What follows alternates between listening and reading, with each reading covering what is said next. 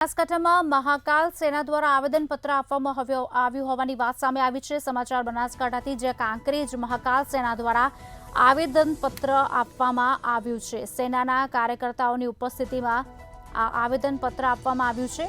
આપને જણાવી દઈએ, મામલતદાર કચેરી શ્રીહોરી ખાતે આવેદનપત્ર આપવામાં આવ્યું છે। ત્યારે બાંગ્લાદેશમાં હિન્દુ પર થઈ રહેલા અત્યાચારના વિરોધમાં આ આવેદનપત્ર આપવામાં આવ્યું છે। ત્યારે હિન્દુ સંતોને તાત્કાલિક છોડાવવા હિન્દુઓએ માંગ કરી છે। મામલતદારે આવેદનપત્ર સ્વીકારી આગળ મોકલવાની ખાતરી પણ આપી છે। કાલ આજરોજ શિવરી ખાતે જે આવેદનપત્ર આપવામાં આવ્યું છે, બાંગ્લાદેશમાં હિન્દુઓ પર જે અત્યાચાર થાય છે તાત્કાલિક ધોરણે બંધ થાય, અને નહીં તો જો પછી ગાંધીજીયા માર્ગે મહાકાલ સેના બનાસકાંઠા અને ગુજરાત પણ આંદોલન પર ઉતરશે। ભારત માતા કી જય।